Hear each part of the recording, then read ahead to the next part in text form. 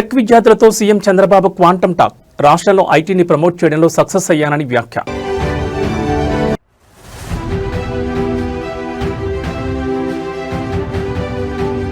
Phone tapping కేసులో కీలక మలుపు. కేసీఆర్తో పాటు హరీష్ రావుకు నోటీసులు ఇవ్వనున్న సిట్.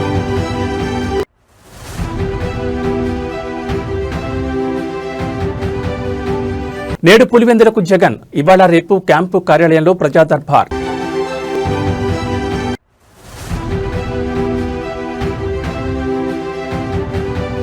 మరోసారి బాంబు బెదిరింపు కలకలం. శంషాబాద్ ఎయిర్పోర్ట్లో హై అలర్ట్. ఇక డీటెయిల్స్ చూస్తే విద్యార్థుల్లో నైపుణ్యాభివృద్ధికి ఏపీ ప్రభుత్వం శ్రీకారం చుట్టింది. క్యూబిట్, వైసర్ సంస్థలతో కలిసి క్వాంటమ్ ప్రోగ్రాం నిర్వహిస్తోంది. ఈ కార్యక్రమానికి ఇప్పటికే 50,000 మంది విద్యార్థులు రిజిస్టర్ చేసుకున్నారు. రిజిస్ట్రేషన్లలో 51% పైగా మహిళా టెక్ విద్యార్థులు ఉండడం గమనార్హం. ఈ సందర్భంగా ఈరోజు ముఖ్యమంత్రి చంద్రబాబు టెక్ విద్యార్థులతో క్వాంటమ్ టాక్ నిర్వహించారు. క్వాంటమ్ టెక్నాలజీ ప్రాధాన్యతపై ప్రధానంగా చర్చించారు. సీఎం చంద్రబాబు మాట్లాడుతూ ఐటీని ప్రమోట్ చేయడంలో తాను సక్సెస్ అయినట్లు తెలిపారు. 1998లో మైక్రోసాఫ్ట్ను హైదరాబాద్కు రప్పించాం. ఇప్పుడు విశాఖకు గూగుల్ సంస్థను తీసుకొచ్చినట్లు వెల్లడించారు. గూగుల్ $15 బిలియన్ పెట్టుబడులను వైజాగ్లో పెట్టనుందన్నారు. ఇక ఏపీ నుంచి ఎవరైనా నోబెల్ ప్రైజ్ సాధిస్తే 100 కోట్లు ఇస్తామని గతంలో ప్రకటించాం. క్వాంటమ్ టెక్నాలజీ ద్వారా దీన్ని ఎవరైనా అందిపుచ్చుకుంటే వారికి 100 కోట్లు ఇస్తామన్నారు. వ్యక్తిగత ఔషధాలు, ప్రివెంటివ్, క్యూరేటివ్ హెల్త్ను క్వాంటమ్ అప్లికేషన్ ద్వారా అందించే అవకాశం ఉంటుంది. సామర్థ్యాలు, వేగం, ఖచ్చితత్వం లాంటివి క్వాంటమ్ టెక్నాలజీ ద్వారా సాధించే అవకాశం ఉంటుందని చంద్రబాబు అన్నారు. ఈరోజు ఆంధ్రప్రదేశ్లో ఉండే యువత అంతా కూడా లైన్లో ఉన్నారు, స్టూడెంట్స్ అంతా ఉన్నారు. Wonderful experience. అందరికీ స్వాగతం, సుస్వాగతం, welcome for all of you. Now I wanted to give my vision. 25 years back or 30 years back, I have given my vision for IT. Today I am given for my vision for quantum computing and deep technologies. If you see here, we are all talking Silicon Valley.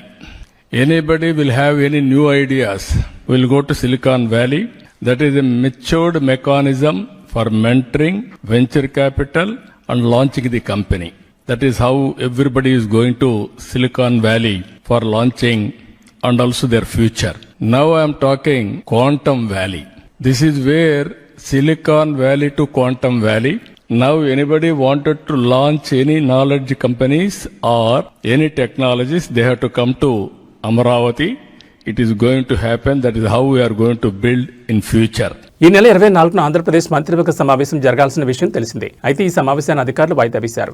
వాస్తవానికి ఈ నెల 24న జరగాల్సిన ఈ భేటీని కొన్ని అనివార్య కారణాల వల్ల ఈ నెల 29వ తేదీకి మారుస్తూ ప్రభుత్వం నిర్ణయం తీసుకుంది. క్రిస్మస్ పండుగ వేడుకల నేపథ్యంలో మంత్రులు, ప్రజాప్రతినిధులు తమ నియోజకవర్గాల్లో పర్యటించాల్సి ఉండడంతో ప్రభుత్వం ఈ మార్పు చేసినట్టు తెలుస్తోంది. ఈ మేరకు ప్రభుత్వ ప్రధాన కార్యదర్శి విజయానంద్ అధికారికంగా ఉత్తర్వులు జారీ చేశారు. ఈ నెల 29న జరగబోయే ఈ సమావేశంలో రాష్ట్రానికి సంబంధించిన పలు కీలక అంశాలపై చర్చించి నిర్ణయాలు తీసుకోనున్నట్లు ప్రభుత్వం స్పష్టం చేసింది. ముఖ్యంగా కొత్తగా అమల్లోకి రానున్న సంక్షేమ పథకాలు, పరిశ్రమల స్థాపన, పాలనాపరమైన కీలక మార్పులపై ఈ కేబినెట్ భేటీలో ముందడుగు పడే అవకాశం ఉంది.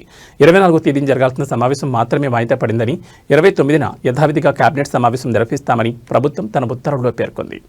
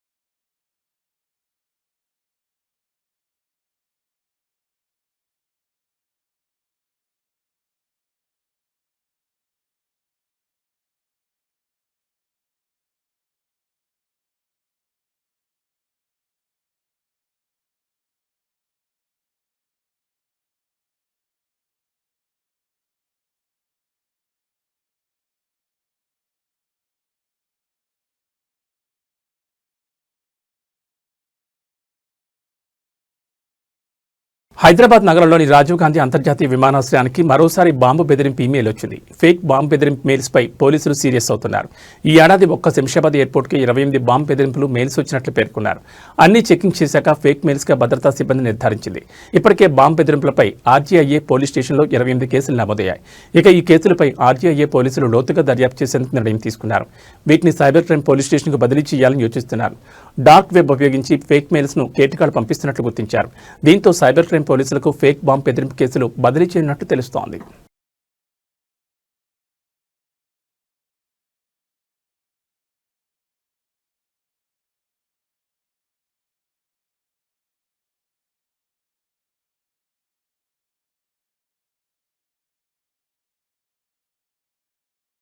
ఫోన్ ట్యాపింగ్ కేసులో కీలక పరిణామం చోటు చేసుకుంది. ఈ వ్యవహారంలో మాజీ ముఖ్యమంత్రి కేసీఆర్కు నోటీసులు జారీ చేయాలని ప్రత్యేక దర్యాప్తు బృందం నిర్ణయం తీసుకున్నట్లు సమాచారం.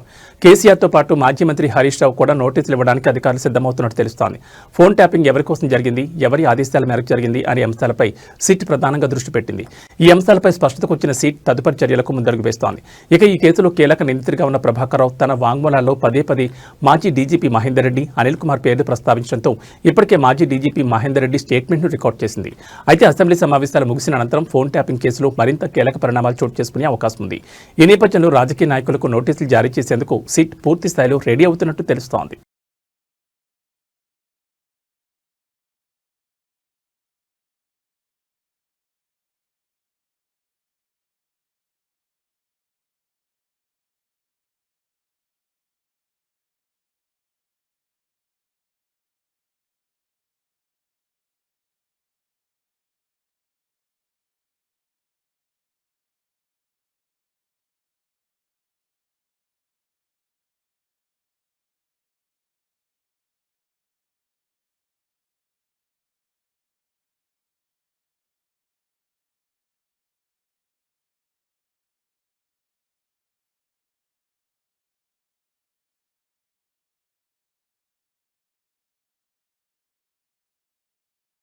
వైసీపీ అధినేత ఆంధ్రప్రదేశ్ మాజీ ముఖ్యమంత్రి వైఎస్ జగన్మోహన్ రెడ్డి నేటి నుంచి 3 రోజుల పాటు తన సొంత నియోజకవర్గం పులివెందుల్లో పర్యటించనున్నారు.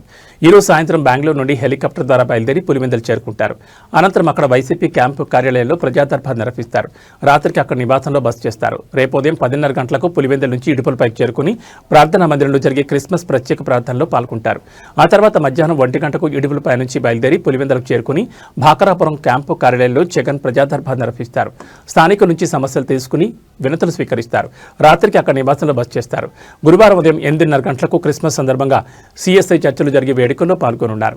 అనంతరం అక్కడి నుంచి బయలుదేరి 10:20 పులివెందుల భాకరాపురంలోని హెలీప్యాడ్ వద్దకు చేరుకుంటారు. ఉదయం 10:30 గంటలకు హెలికాప్టర్లో బెంగళూరుకు బయలుదేరి వెళ్తారు.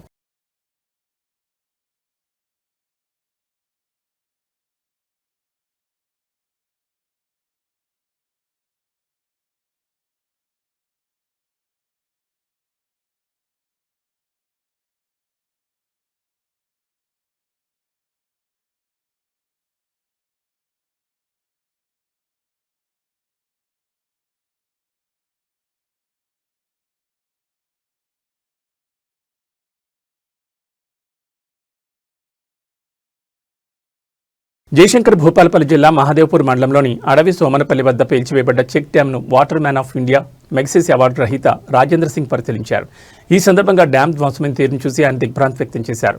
చెక్ డ్యాం పరిసరాలను క్షుణ్ణంగా పరిశీలించిన అనంతరం ఆయన మీడియాతో మాట్లాడుతూ, సాధారణంగా వర్షాకాలంలో భారీ వరదలు వచ్చినప్పుడు డ్యాములు దెబ్బతినడం చూస్తూ ఉంటాం. కానీ అసలు వర్షాలే లేని డిసెంబర్ నెలలో డ్యాం కూలిపోవడం నేను ఇప్పుడే చూస్తున్నాను. ఇది ప్రకృతి వైపరీత్యం కాదు, ఇది ముమ్మాటికి మ్యాన్ మేడ్ డిజాస్టర్ అని ఆయన పేర్కొన్నారు. డ్యాంను పరిశీలిస్తే దాన్ని కావాలని జెల్టన్ స్టిక్స్ అమర్చి పేల్చివేసినట్లు స్పష్టమవుతోందని ఆయన ఆరోపించారు. ఒక నీటి వనరుని ఈ విధంగా ధ్వంసం చేయడం అత్యంత దారుణమని ఆవేదన వ్యక్తం చేశారు. నీటి కోసం ప్రపంచవ్యాప్తంగా పోరాటాలు జరుగుతుంటే ఉన్న వనరులను ఇలా స్వార్థ ప్రయోజనాల కోసం నాశనం చేయడం పర్యావరణానికి పెద్ద ముప్పని హెచ్చరించారు.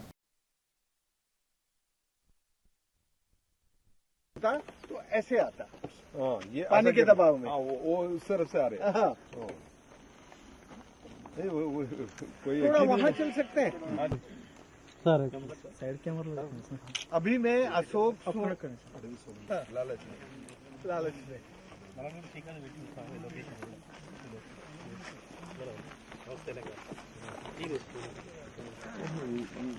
पानी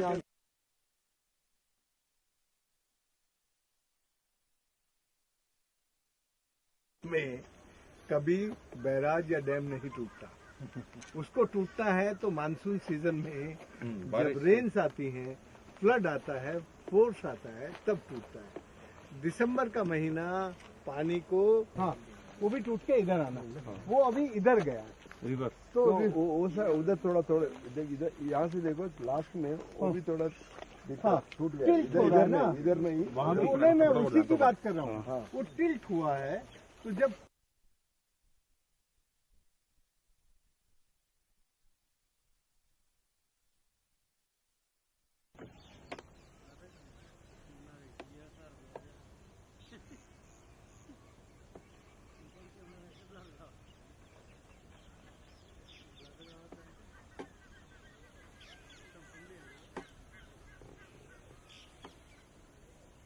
इधर ये उसका एप्रिल है और वो उसका बेस है उस साइड में। तो जब यदि वो नेचुरल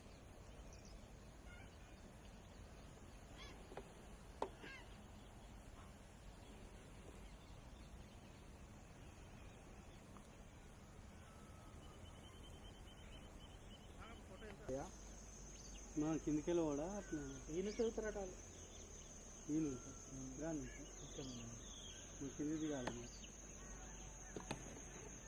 ఎందుకు మనం ఇక్కడ పై నుంచి కొట్టచ్చు కానీ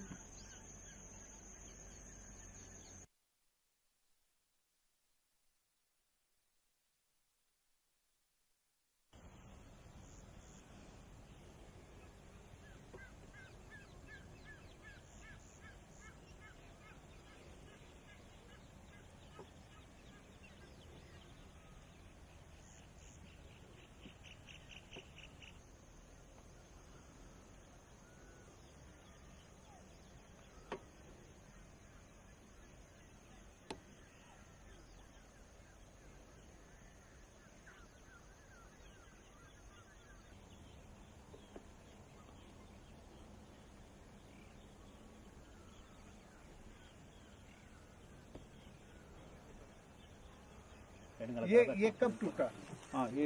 ये पहले टूटने का एक 1.5 घंटे के आसपास में निकला करके जॉलेटिन भर के उसको तोड़ देते हैं फोर्सफुली। हाँ, उसको कहते हैं मैन मेड डिजास्टर। उधर तरफ ऐसा है हाँ, ये वाला हाँ उधर तरफ है हाँ, उधर गया ना ऐसे। ऐसा पूरा देखो कितने गिरा है उधर तरफ। ये फ्लो तो इधर आ रहे हैं ना उधर तरफ। हाँ इधर आओ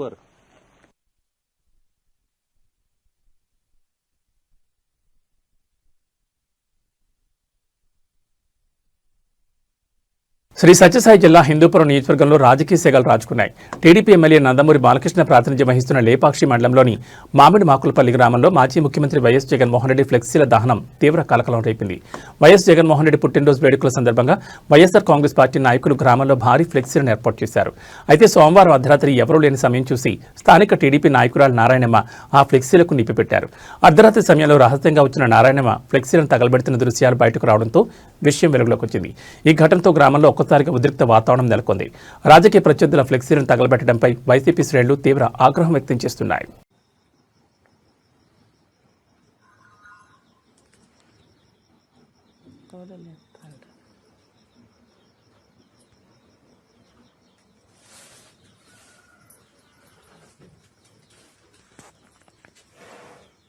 మమ్మీలోకి చిన్నమంటారు కాదు.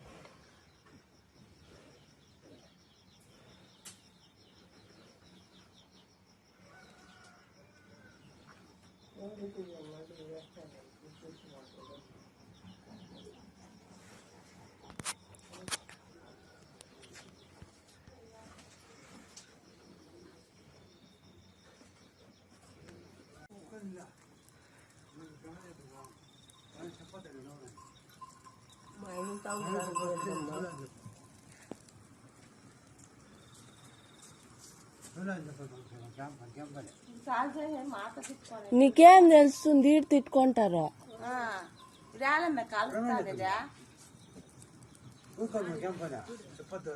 ఊరికే తిట్టుకొని మాట అనుకుంటారు.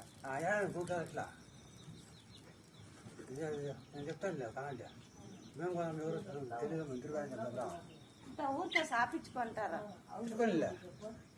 తిట్టుకొని ఇల్లు అంటే మనం ఎదురుగా ఉండేవాళ్ళు ఎట్లుంటాము?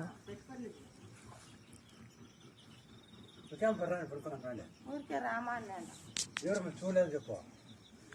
సర్పంచ్ విజయోత్సవ ర్యాలీలో తీవ్ర విషాదం చోటు చేసుకున్న ఘటన వికారాబాద్ జిల్లాలో సోమవారం అర్ధరాత్రి చోటు చేసుకుంది. వివరాల్లోకి వెళ్తే పోడూరు మండల పరిధిలోని రాకంచెర్ల గ్రామ పంచాయతీ ఎన్నికల్లో సర్పంచ్గా కమలీబాయి విజయం సాధించింది. దీంతో ఆమె అనుచరులు మద్దతుదారులు సోమవారం రాత్రి పోలీసుల నుంచి ఎలాంటి అనుమతి లేకుండా భారీ డీజే సౌండ్తో విజయోత్సవ ర్యాలీ నిర్వహించారు. ఈ క్రమంలోనే సర్పంచ్ కారు 7 ఏళ్ల చిన్నారి కుర్వా సౌజన్య బైకెక్కేసింది. ఈ దుర్ఘటనలో సౌజన్యకు తీవ్ర గాయాలు కాగా ఆ కొండబార సమీపంలోని ప్రభుత్వ ఆసుపత్రికి తరలిస్తుండగా మార్గమధ్యంలోనే ప్రాణాలు కోల్పోయింది. దీంతో ఆసుపత్రి ఎదుట బాధిత కుటుంబ సభ్యుల ఆందోళన దగ్గర ఘటనా స్థలానికి చేరుకున్న పోలీసులు పరిస్థితిని సద్దుమణిగేలా చేశారు. ఈ మేరకు కేసు నమోదు చేసుకుని దర్యాప్తు చేపడుతున్నారు.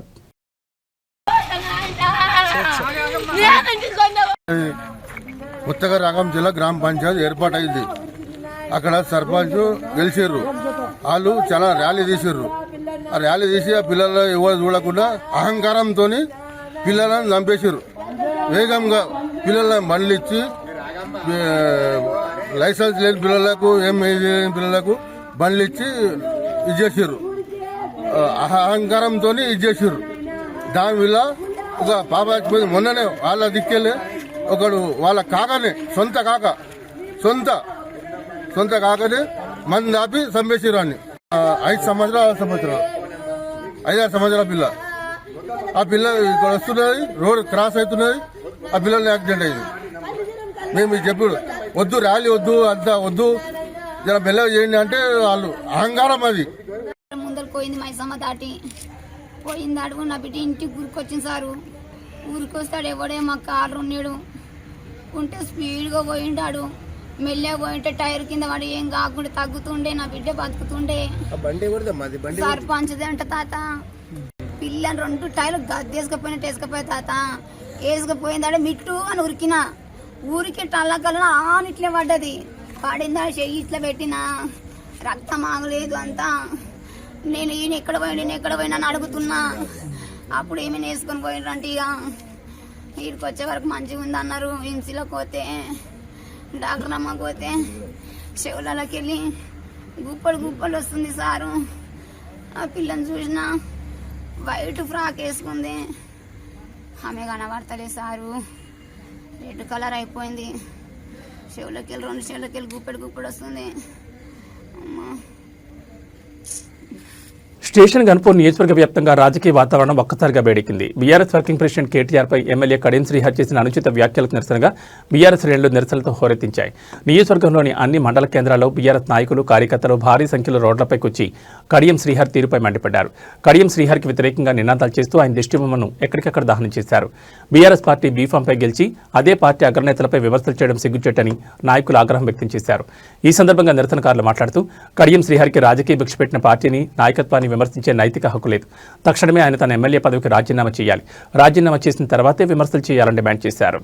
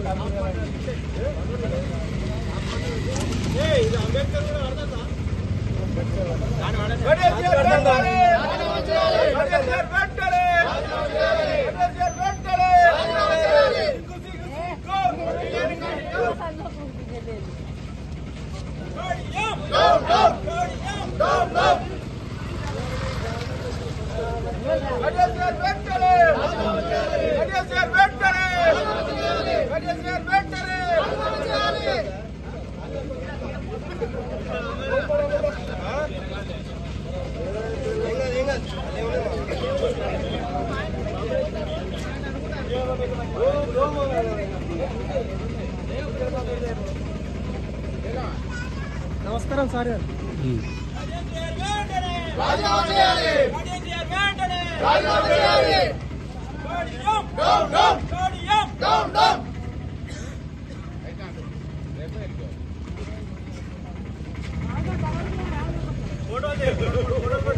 నిత్యం రద్దీగా ఉండే హైదరాబాద్ విజయవాడ జాతీయ రహదారిపై హయత్ నగర్ వాసులు మెరుపు ఆందోళన దిగారు. ఇటీవల రోడ్డు విస్తరణలో భాగంగా అడ్డగోలుగా పనులు చేపడుతున్నారని, ఫలితంగా చాలా మంది రోడ్డు దాటుతూ ప్రాణాలు కోల్పోతున్నారని తీవ్ర ఆగ్రహం వ్యక్తం చేశారు. ఈ విషయంలో వెంటనే ప్రభుత్వం స్పందించి హైదరాబాద్ విజయవాడ హైవేపై హయత్ నగర్ పరిధిలో పలుచోట్ల ఫుట్ ఓవర్ బ్రిడ్జ్లను యుద్ధ ప్రాతిపదికన వెంటనే నిర్మించాలని డిమాండ్ చేశారు. అయితే ఆందోళనలో స్థానిక కార్పొరేటర్లతో పాటు జాతీయ రహదారికి ఇరువైపులా ఉన్న కాలనీ వాసులు పెద్ద ఎత్తున పాల్గొన్నారు. ఈ అనూహ్య పరిణామంతో హైదరాబాద్ విజయవాడ హైవేపై భారీగా ట్రాఫిక్ జామ్ అయింది. స్పాట్ చేరుకున్న పోలీసులు ఆందోళనకారులను అక్కడి నుంచి పంపించి ట్రాఫిక్ ను క్లియర్ చేస్తున్నారు.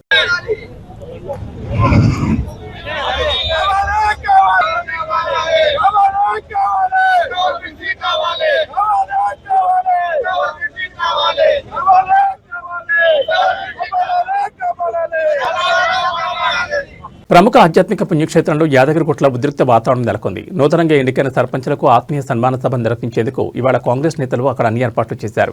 ఈ కార్యక్రమానికి మంత్రులు కోమటిరెడ్డి వెంకటరెడ్డి, పొన్నం ప్రభాకర్, అడ్లూరు లక్ష్మణ్ హాజరు కానున్నారు. అయితే సన్మాన సభ సందర్భంగా ఆలయ వైకుంఠ ద్వారం వద్ద కాంగ్రెస్ నాయకులు ఫ్లెక్సీలు, బ్యానర్లు ఏర్పాటు చేశారు. ఇక్కడే అసలు పంచాయతీ మొదలైంది. ఆలయ ఆవరణలో రాజకీయ ఫ్లెక్సీలు పెట్టడానికి నిషేధం ఉన్నప్పటికీ ఇలా అడ్డగోలుగా ఫ్లెక్సీలు పెట్టడం ఏంటని బీఆర్ఎస్ నేతలు తీవ్ర అభ్యంతరం వ్యక్తం చేశారు. అనంతరం ఆగ్రహంతో రగిలిపోయిన బీఆర్ఎస్ ముఖ్య నేతలు, కార్యకర్తలు కలిసి కాంగ్రెస్ ఫ్లెక్సీలను చించేశారు. ఈ ఘటనతో ఇరుపక్షాల నేతలు, కార్యకర్తలు బాహాబాకి దిగారు. పరిస్థితి ఉద్రిక్తంగా మారడంతో అప్రమత్తమైన పోలీసులు బీఆర్ఎస్ నాయకులను అదుపులోకి తీసుకుని సమీప పోలీస్ స్టేషన్కు తరలించారు. ఆలయ పవిత్రతను కాపాడాల్సిన అవసరాన్ని గుర్తు చేస్తూ రాజకీయ కార్యక్రమాలను ఆలయ ప్రాంగణంలో నిర్వహించడం పట్ల బీఆర్ఎస్ నేతలు, ఆలయానికి వచ్చిన భక్తులు తీవ్ర ఆగ్రహం వ్యక్తం చేస్తున్నారు. ఈ ఘటనపై ఇరు పార్టీల నేతల నుంచి ప్రకటన వెలువడలేదు. ప్రస్తుతం స్పాట్లో పోలీసులు పరిస్థితిని నియంత్రణలోకి తీసుకొచ్చారు.